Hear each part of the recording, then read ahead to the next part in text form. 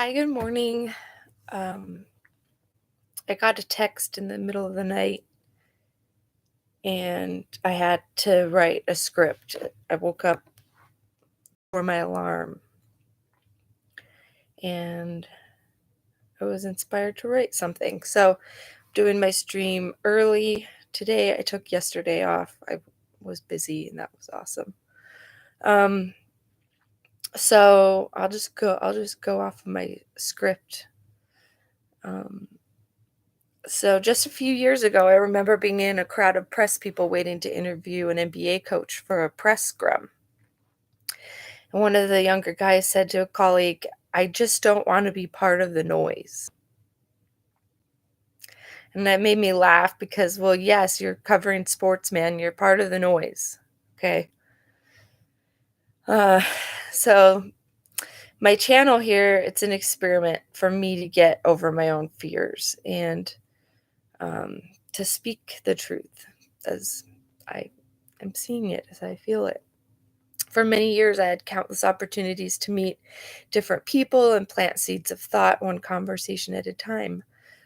My thoughts have been shaped by so many, yet I felt it was rare to really make close connections, which got much deeper than the superficial. Um, and when COVID hit, I really did see how shallow many of my relationships were. Now I'm feeling pretty activated, somewhat fearless. And I don't really mind so much how these old videos will be criticized. It's really a record for myself and for my children.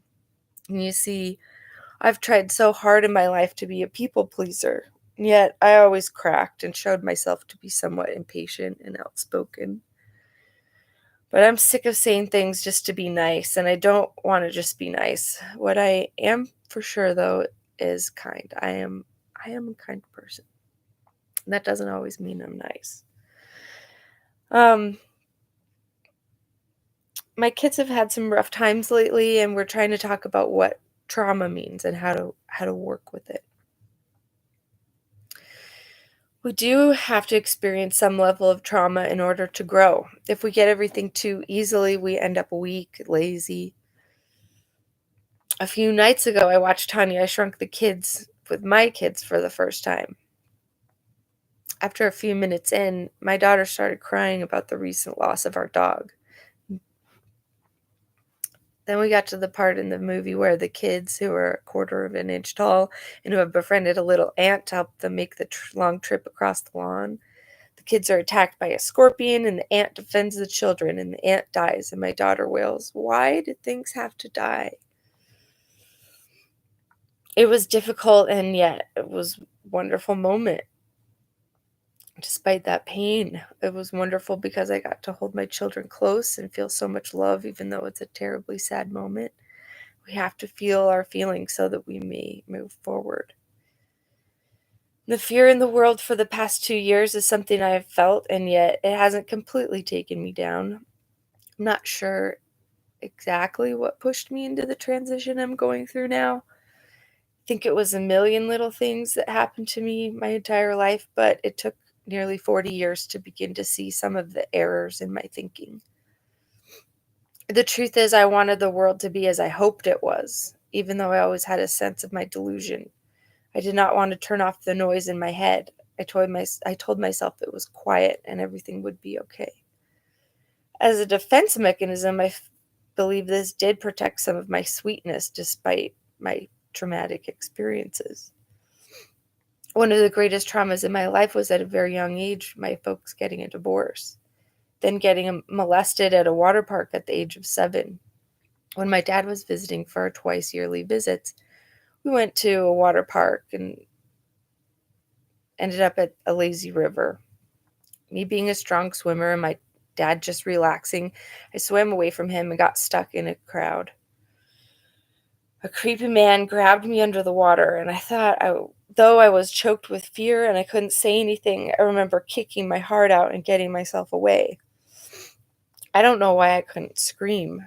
I should have made a ruckus, as there were so many people around me that could have ganged up on the guy and stopped him from potentially hurting other kids.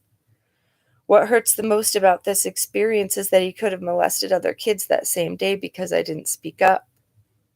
So I'm not going to be quiet anymore. I'm not going to just scramble away to protect only myself. Maybe I've been stuck in that moment 30 years ago, and now that I see my children at that age, I can finally begin to not only recognize that pain, but truly overcome it. I still have a lot of bitterness towards my family, but I'm beginning to see that they were and still are completely traumatized. I'm beginning to let go of a lot of the hate and pain. I have the feeling now that I first had about 10 years ago when I found out I was pregnant. This was my third pregnancy, but the first time I felt that it was something could really do with the man that I loved. I'd previously been terrified of bringing children into the world to experience trauma. I was so terrified of having children with a man that would leave me once I quit smoking weed and wasn't fun anymore. My gay father actually had the nerve to tell me he might have stayed with my mom if she had been easier to deal with when she wasn't her pot-smoking, fun-loving, sweet version of herself.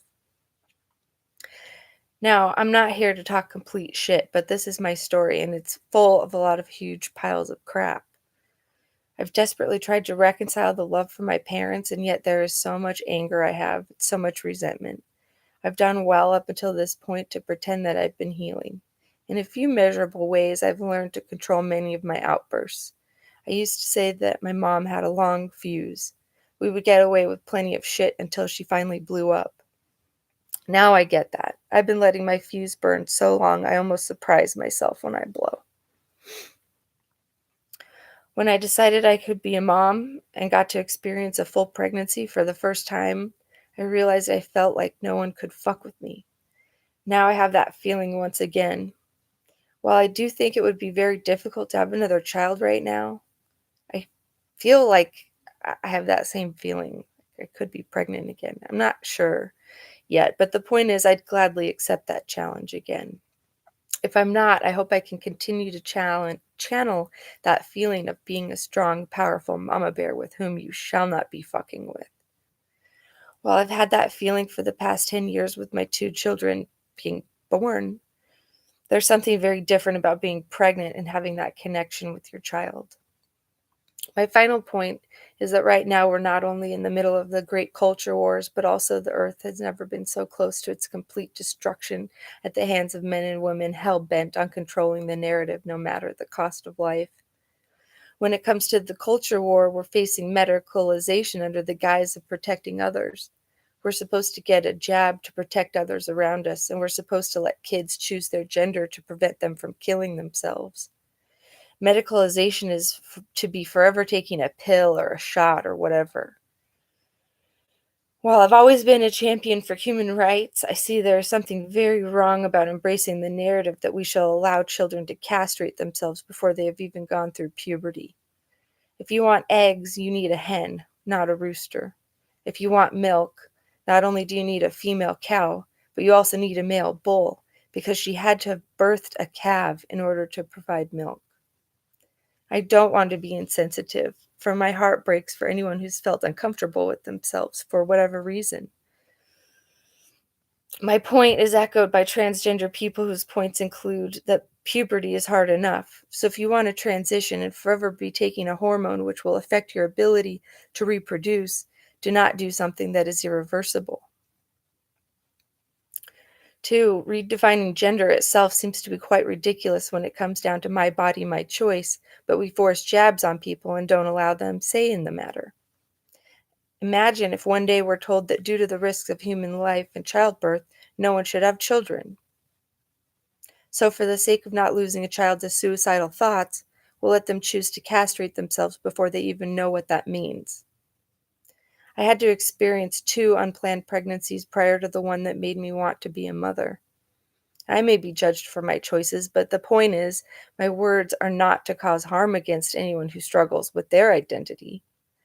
I just wanted to stop being afraid to speak my point of view, because it's so important to me that we learn to navigate the most difficult waters.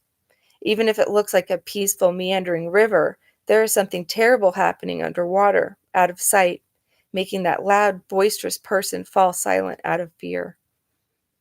I'm not going along with the world of so-called scientific experts experimenting on a pool of innocent children. We're all traumatized children. We're all trying to find a voice which expresses our love rather than our fear. So don't buy the cow until you know what you're getting into. And don't blame Norman when he kicks you and you try and milk him. Love you.